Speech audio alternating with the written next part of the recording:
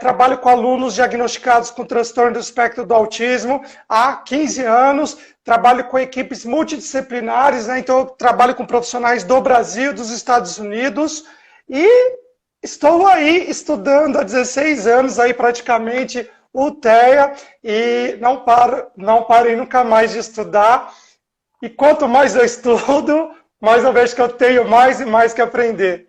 É verdade. Eu estava olhando seu currículo, né? Seu currículo é um currículo muito bom. E você, Obrigado. além de ser professor de educação física, você é bacharel em Direito, né? E é É, pós-graduado em psicomotricidade, né? Que eu estava dando uma sim, olhadinha. sim. A minha segunda graduação é o Direito, eu tenho pós-graduação em Psicomotricidade e Neuromotricidade Infantil com menção em Natação Terapêutica. Estou terminando uma agora de transtorno do espectro do autismo e daqui a alguns meses eu termino a análise do comportamento aplicada ao autismo e deficiência intelectual. Que beleza, Tiago, que beleza. Tiago, eu queria aqui, eu tracei alguns tópicos para a gente se guiar e você vai falando.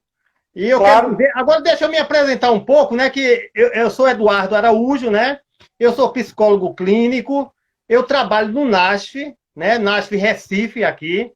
E Uhum. aí, além, eu sou professor também universitário, e tem esse grupo ao qual fez o convite a você, que é o Grupo de Saúde da Mente.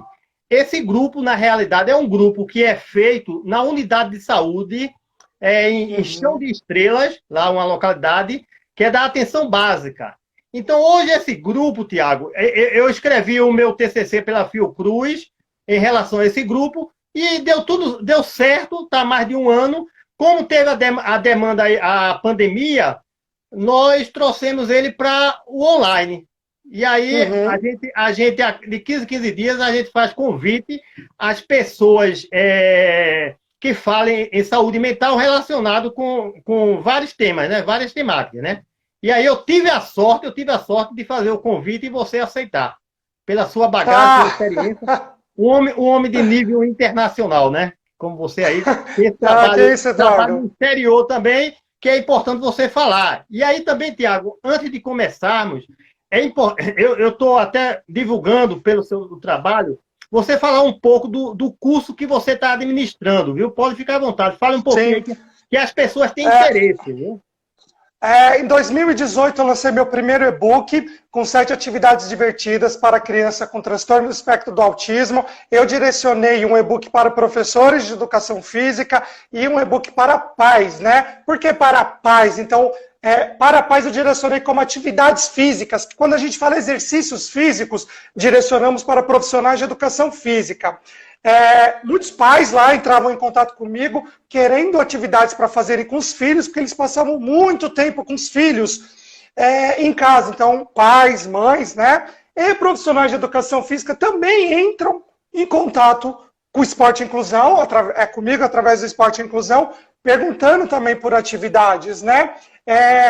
E depois foi um projeto mais longo, que foi o meu curso online, criando um programa de exercícios físicos para alunos com transtorno de espectro do autismo. Ele tem 5 módulos, é um curso mais enxuto, né? 1 hora e pouco de duração.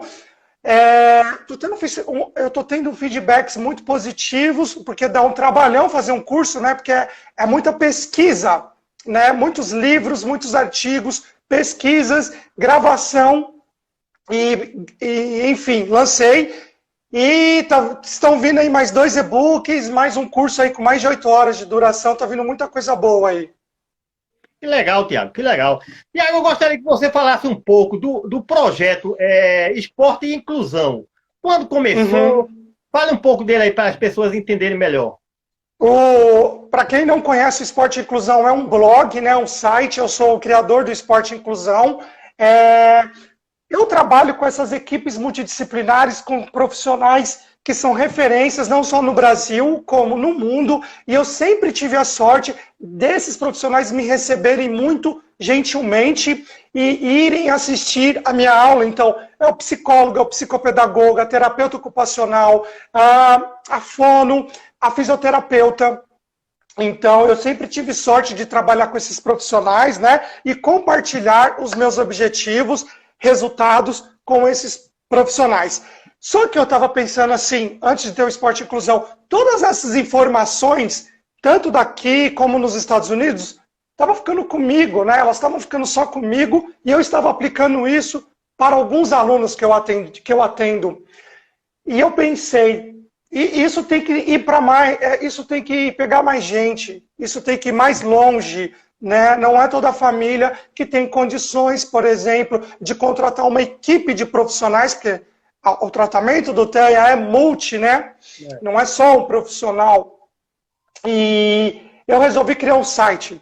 Então, aí surgiu o site Esporte Inclusão, que é um site que fala sobre esse mundo do transtorno do espectro do autismo e de inclusão. E aí a gente já vai aí, 18, 19, 20 para o nosso terceiro ano.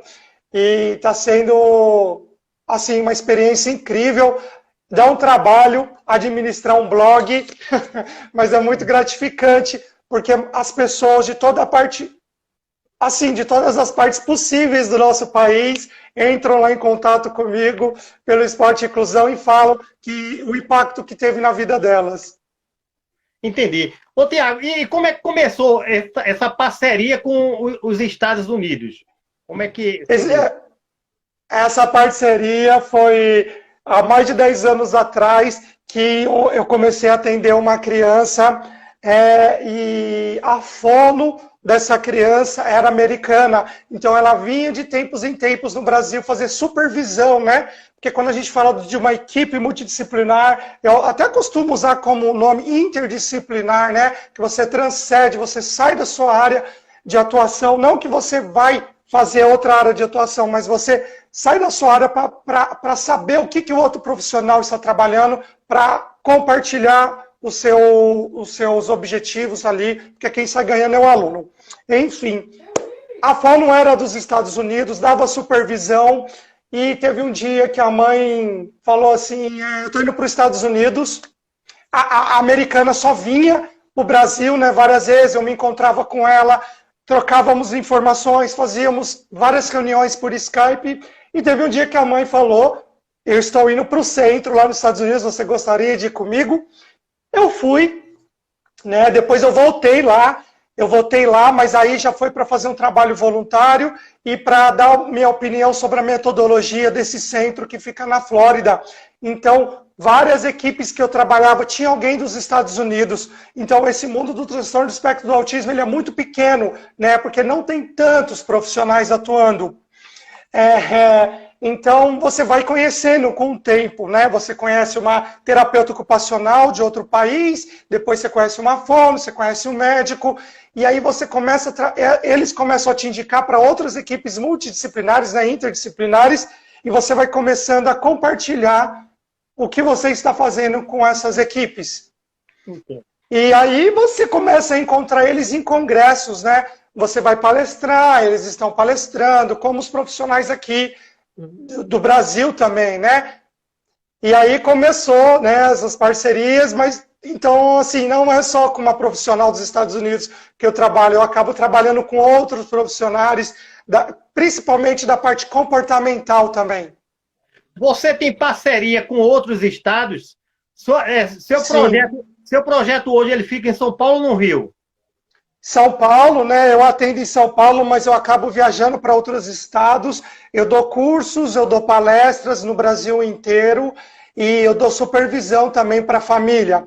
Quando a família, eu entro com a supervisão com a família, que normalmente tem um psicólogo, uma TO, uma fono, eu começo a compartilhar ali o trabalho da educação física com esses profissionais, porque faz todo sentido, né? A gente aplicar, por exemplo, a parte comportamental, algumas questões comportamentais, a gente levar para o ambiente da educação física, a parte de comunicação, a gente levar as estratégias para a educação física, a parte sensorial da terapeuta ocupacional, a gente levar para o ambiente da educação física. Para mim faz todo sentido, sempre fez sentido isso. Certo. Me diz uma coisa, hoje, quais são os profissionais que você trabalha com você? Sua equipe multi e interdisciplinar? Na verdade, eu sou um personal trainer, né? Eu atendo individual aqui em São Paulo. Eu dou consultoria, por exemplo. Aí em Recife, há pouco tempo atrás, eu estava até trabalhando com alguns profissionais aí de Recife, atendendo uma família. Então, assim, eu ainda não tenho a minha equipe, eu estou no processo de formar, porque nessa parte de formar equipe, eu penso muito para o meu lado jurídico, né? Não é tão simples formar equipe. Entendo. Agora, ô Tiago, me diz uma coisa. Hoje aqui em Recife, você tem o seu projeto? Tem algum projeto em Recife? Em Recife, eu trabalho com alguns profissionais daí, né? Na parte, por exemplo, com a psicopedagoga, eu trabalho com profissionais de educação física aí também. Certo, Da capoeira, por exemplo, mas... da capoeira, do futebol, da natação. Certo, legal. Mas para me entender, vamos dizer que você aqui em Recife está com a equipe, você vai fazer um trabalho, mas esse trabalho é mais na parte de consultoria ou de atendimento clínico? É na parte de consultoria. Então, assim, a família tem os profissionais trabalhando. Vamos supor que um dos profissionais seja o professor de educação física, né? Então, eu entro para fazer consultoria na parte de educação física. Certo. Tá? E aí eu começo a compartilhar informações com outros profissionais das áreas. Né? Então eu vou dar uma consultoria. Aí tem famílias que preferem que eu vá tantas vezes por semestre, né? Então por causa dessa pandemia ficou inviável, né? Por enquanto. Então está sendo muito online. Mas antes da pandemia, eu vou nas cidades visitar as famílias, né? Por mais que façamos as orientações online, muitas famílias querem que eu vá até a cidade. Por exemplo, uma vez por semestre, 2 vezes por semestre. Entendo, na parte de consultoria, né? Mas na parte de consultoria. Em São Paulo, seu projeto todo, ele gira em torno da consultoria ou da parte clínica, do consultório? É mais para uma consultoria, por exemplo, e eu atendo sozinho, né? Eu dou consultoria para as famílias, só que eu dou cursos para as academias. Por exemplo, uma academia de natação, eu vou lá e dou um curso de tantas horas. Depois eu vou numa escola de futebol, porque esse público com transtorno de espectro do autismo, ele está chegando em todas as áreas de atuação do profissional de educação física. Então, nesses lugares, eu vou com as práticas baseadas em evidências, a gente tem que implementar essas práticas na escola de natação, na escola de luta, na escola de futebol, por exemplo. Entendo. Eu tive olhando o seu projeto e você trabalha... na minha cabeça, eu pensava que você tinha uma clínica e também dava consultoria, mas pelo que eu estou vendo, o seu forte é a consultoria, não é isso? E aí... Sim, porque... Sim, desculpa. Aí, assim, na minha cabeça eu estava pensando aqui, eu até coloquei um item. Como seria essa admissão desse paciente autista que você faria? Mas nesse caso, é mais você, vamos dizer, uma escola que está tendo dificuldade no manejo de lidar com os alunos autistas. E aí você vai fazer um curso para os professores. Ou um CAPS da parte municipal que está com algumas dificuldades. Você vai dar... um curso, não é isso? É mais curso. Profissionais do NASP. Sim. Profissional do NASP, tem interesse, aí você dá o curso. E aí você dá ênfase para a questão da atividade física, mas eu tive percebendo que você, né, da atividade física, você trabalha com natação, com a capoeira, com basquete, né? Com uma série de esportes, não é isso? Sim. Por exemplo, com a capoeira, vou dar um exemplo aqui, né? Eu não ensino a capoeira, né? Eu entro com as práticas baseadas em evidências, né? Então, muitas vezes o professor de capoeira fala, nossa, eu fazia parecido com isso, né? Por exemplo, as instruções, o procedimento de instruções, de menos para mais, por exemplo, a simultânea, graduado, o professor, nossa, eu já fazia isso, eu só não sabia que era prática baseada em evidência. Suportes visuais, que é uma das práticas baseadas em evidências. Isso entra na capoeira, isso entra na natação, isso entra numa escolinha de futebol. Entendo. Também, né? Então eu acabo indo dar curso em várias áreas de atuação do profissional de educação física. Certo. Quando você vai, por exemplo, vamos dizer que você vai trabalhar a questão da natação. E aí, Uhum. você vai trabalhar com um grupo de profissionais. Você tem algum aspecto específico, algum critério? Hum. Por exemplo, vamos dizer, uma pessoa que é professor de natação, profissional de educação de natação, ele, ele teria que ter uma bagagem, tem que ter um conhecimento em autismo e tem que ter, vamos dizer, alguns instrumentos, alguns recursos que você vai passar para ele baseado em evidências, não é? Não é simplesmente, vamos dizer, Sim. um professor de natação vai lá e vai botar uma escolinha e vai ensinar autista. Não é assim. Não, Então, não, não. Assim, quando a gente fala da natação, eu até gosto de falar sobre natação, porque eu sou professor de natação, né? Então, aí já é muito a minha área, né? Sabe o que eu tenho percebido? Que as academias de natação, muitas academias, elas se perdem já na hora de receber a família com a criança com transtorno do espectro do autismo. Então, quando a gente entra para dar curso numa academia de natação, por exemplo, a gente tem que começar do zero. Fazer a introdução do transtorno do espectro do autismo, montar uma ficha de anamnese para essa academia e aí seguir para as práticas baseadas em evidências. O que eu posso falar? Assim, a academia, ela vai ensinar a mesma coisa que ela vai ensinar para os alunos neurotípicos, os profissionais, só que eles vão mudar a estratégia para ensinar isso, né? Porque o aluno não tem que mudar o jeito dele de aprender. Nós que vamos mudar o nosso jeito de ensinar esse aluno. E aí entram as práticas, né?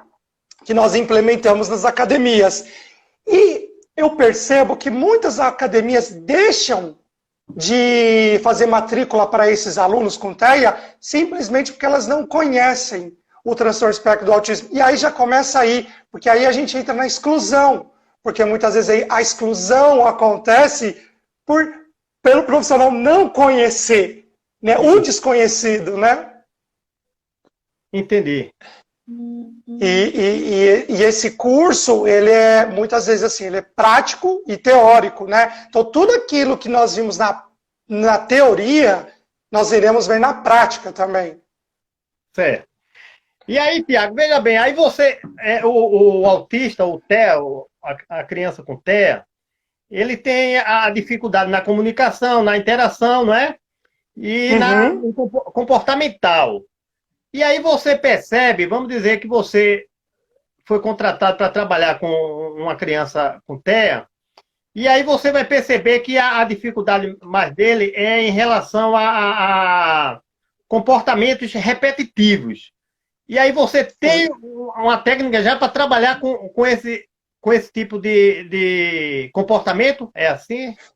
Sim, já aconteceram muitas vezes, né, que a equipe, quando a gente fala da equipe, né, fazendo intervenção, por exemplo, na estereotipia, essa intervenção acontece quando a estereotipia está causando um prejuízo muito grande no aprendizado da criança ou ela está entrando em autoagressão, né? Aí eu trabalho muito com a analista do comportamento, isso daí, né?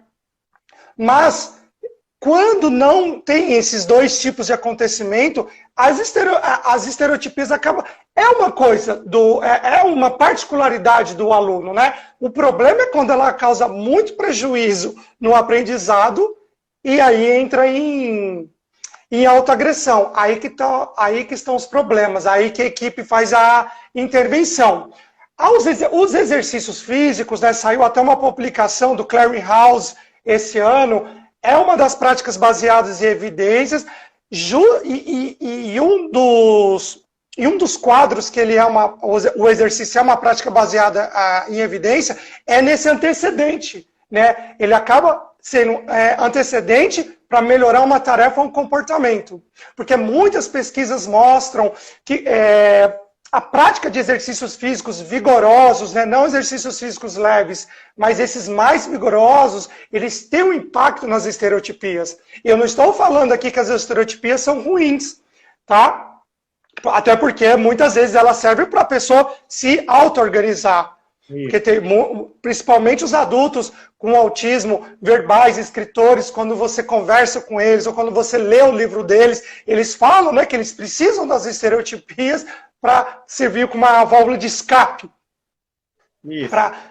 para se organizar. Então, muitas vezes a criança está eufórica, ela entra na estereotipia, ou muitas vezes a criança não está entendendo uma tarefa, ela entra na estereotipia. Então, eu compartilho muito isso com a analista do comportamento, né? Que faz a análise funcional e vai saber a função desse comportamento. E nós compartilhamos essas informações.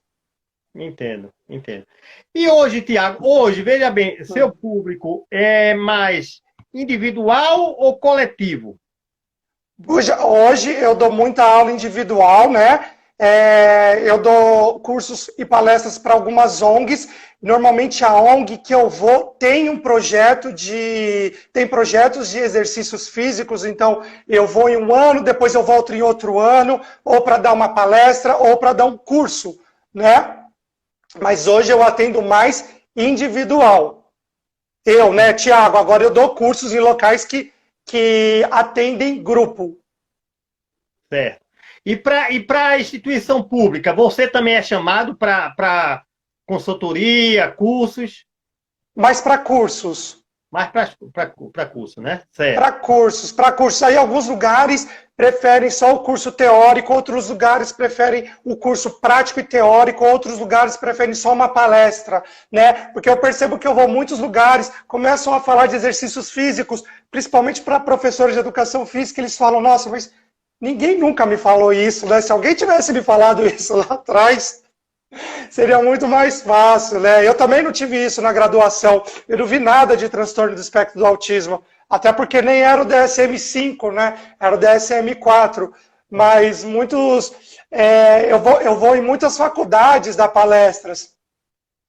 E os alunos de graduação, eu percebo que eles saem muito cru quando fala do transtorno do espectro do autismo.